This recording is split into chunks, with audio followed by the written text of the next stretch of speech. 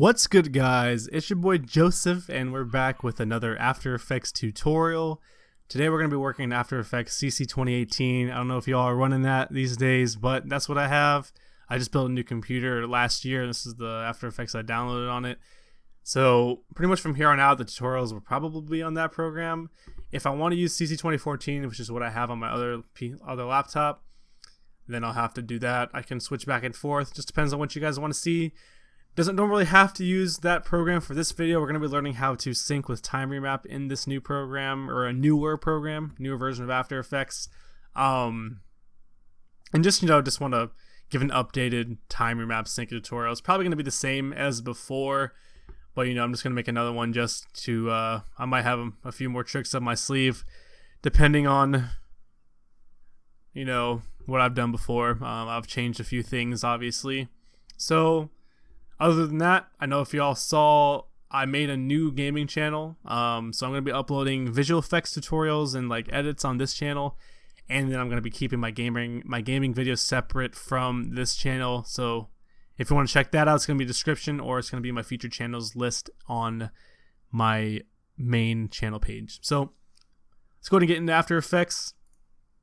As you can see, I have my song in here, my clips split up and everything with some sync points. I'm going to go ahead and delete those, and then I'm going to go ahead and drag the clip in here clean. The first thing I want to do when I start syncing a clip is press Ctrl-Alt-T to enable time remap, and then I'm going to go ahead and delete all the keyframes on it. So just the first and the last keyframe. So if you press the right square bracket key on your keyboard next to the P key, it's going to bring you to the end. You can go ahead and delete that key, and that pretty much just gives you more space in the graph editor to do some work with. Nothing too fancy there. So as you can see on my keyframes, I have some of my shots are listed out. If you want to know how to do that, you double click in this program and then you type in whatever you want there, or you can probably just right click it and edit your marker, or right click settings. So pretty much that's it for that. Pretty simple. So let's go ahead and get started. I'm gonna press U on my keyboard, or Ctrl-Alt-T to bring up the keyframes again. I'm gonna go ahead and delete these again. I guess they got messed up. There you go. Okay, so I guess if you delete both of them without making your own, it just takes off timer maps. So I'm just gonna go ahead and delete the end one. So there you go. My bad for the confusion there. So there you go. You got one keyframe. That's pretty much all you need. And so I started the clip with him in the scope. I just felt that was best. And then the shot was just when he takes the shot. So you just go to the Muzzle Flash, and that's pretty simple. No need to explain what's going on there. This keyframe is for a beat in between the shot for some extra movement, screen pumps or whatever. And so for this one, I normally put it to where he's rechambering the bullet, and it just depends on your personal preference what you want to sync to a certain beat. It doesn't have to be that. It could be whatever. For the shot, I usually stick with going 2 keyframes before, and this is literally, it is personal preference. This part, you don't have to follow what I do. You can find your own method to do it.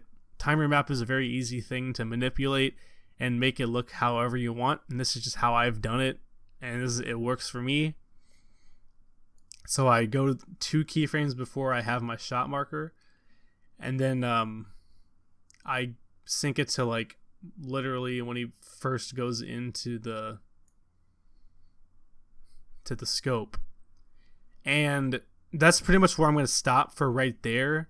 As you can see, he misses that shot, so I want to edit that shot out. And how we do that is we have the scope. That's where we want this clip to stop, this part of the clip. You press Ctrl-Shift-D to split the layer, and then you press U on your keyboard, and then I'm going to go 3 keyframes forward, which is 1 after the shot. And then that's where I'm going to have the end of the shot. But in order to make it so it switches from this clip to the next shot, this shot to the next shot, I'm going to go ahead and find the first part where he goes into the scope and switch that keyframe with the original one that we made for that second shot. So now it literally looks like he's standing in the same spot, so it's not like skipping or anything. It's literally just a seamless way to get a missed shot out of the sequence, so it looks like he didn't miss a single one, if that's what you're trying to, if that's the look you're trying to go for. So again, this is 2 keyframes before the shot. I'm going to go 1 after, and then I'm pretty much going to take it when he gets out of the scope. And so you can see it looks like he had that shot. So this next keyframe is a little bit further away, so I'm going to do it when he starts to aim, like when he's starting the animation of aiming in. That's what I felt looked better. So there's that. And then this is the next shot, and then I'm pretty much just going to redo what I did before. 2 keyframes before the shot. I'm going to go the first frame, or right here, it could be whatever. I'm just going to do the first frame where he's in the scope. Then I'm going to 1 keyframe after the shot, and then I'm going to go ahead and finish it off with that. And then I'm just going to repeat the same thing for the next shot. In between this, I'm going to do it where he's rechambering the bullet. And then this is the next shot. 2 keyframes before, in the scope. First keyframe where he's in the scope. 1 keyframe after, and then I'm going to go ahead and do it when he's out of the scope. I guess I skip forward. There we go.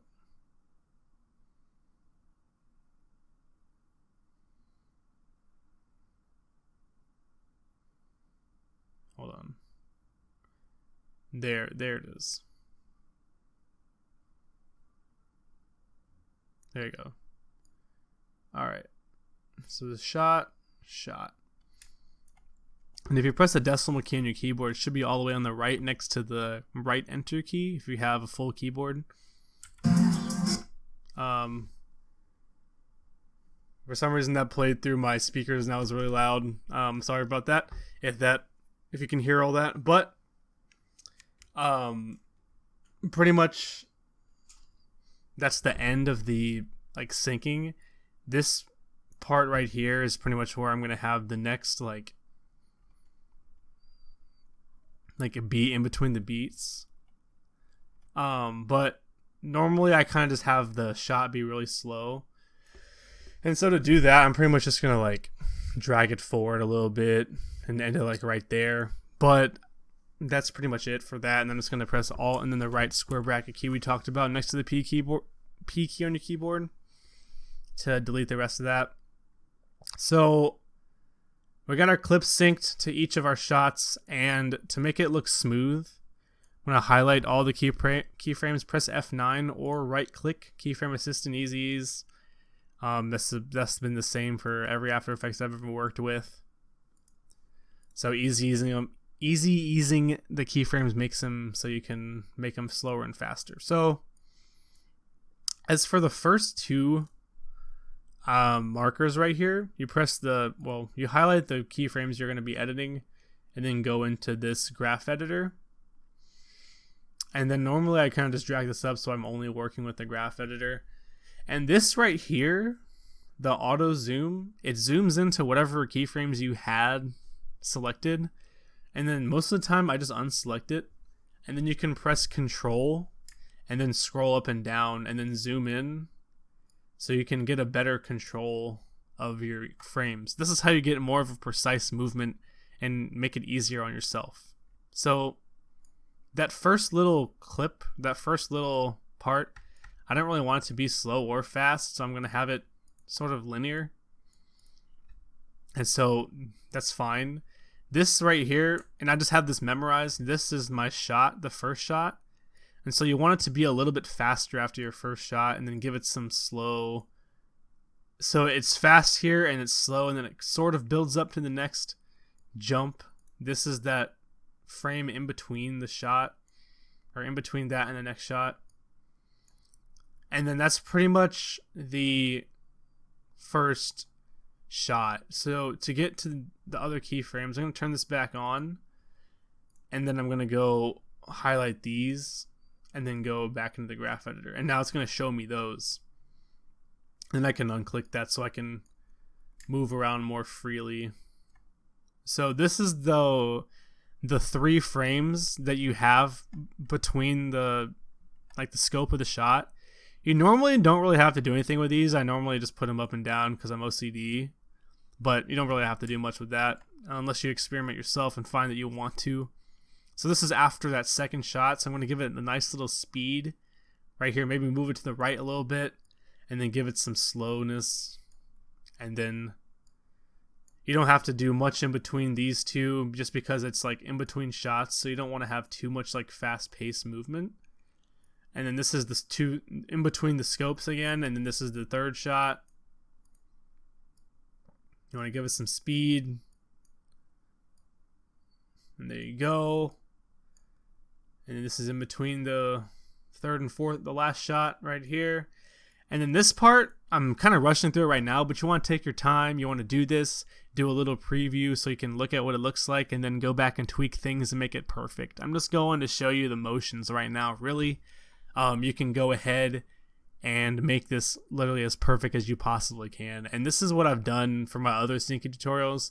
I just kind of wanted to make an updated one just to, you know, show you guys a new program, just in case. It's pretty much the same throughout all After Effects though, like really. And then this is where I want it to be slow. So I have this pretty much going straight up. This is the last shot. And then you can really drag this one over, down, and like to the left. And so it's like literally fast, only like right here, and then it slows down. And you can even move this over, or not even have it go that fast. So it's really your personal preference and how you want it to look. I'm gonna go ahead and drag this back down so I can see my preview. I'm not gonna do the preview because for some reason my mic's messed up and I can't hear out of my headset. I'm gonna have to fix that. But you can kind of tell it's synced up. It's slow right here. It's fast here, like that. This pretty much looks like if you saw the preview in the beginning of the video, that's what it looks like, really. And so to make it more smooth and how to get it really smooth, this right here is frame blending. If I turn that on, and this is the same for the other After Effects CC 2014. This is the frame blending option right here. You click it twice. Don't forget to click it twice. You don't click it once, but you click it twice.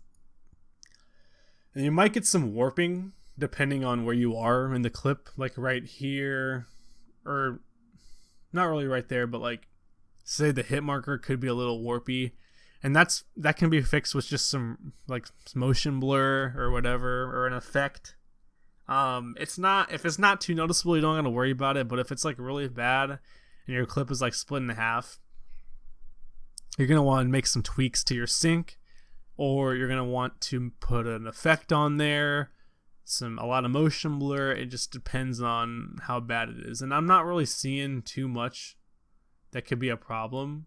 Like right here, you're not really gonna notice it because the clip's going so fast, and there's gonna be motion blur anyways.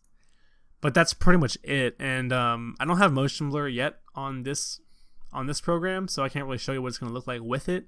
But it's gonna be in the preview in the beginning of the video. It has motion blur on it, so I rendered it with motion blur on my other laptop. So other than that, that's pretty much it. Like really, if you get warping like this, motion blur effect, or change the sync a little bit, or if you really want to, you can literally like split this part of the clip and then just take the motion blur off of it if you can't find a way around it. But most of the time you can, and that's pretty much it. That's all I got for the rest of this video. I know it's just a simple one. I made one like it a while back. I just wanted to give it a little updated one just to let you guys know I'm still going to be making videos. I'm not completely gone. I'm still going to be active on both channels, actually, my gaming and my visual effects tutorial channel, now that I got my whole setup ready to go and make some content for you guys. Other than that, I hope you guys have a great rest of the day. I'm out. Peace.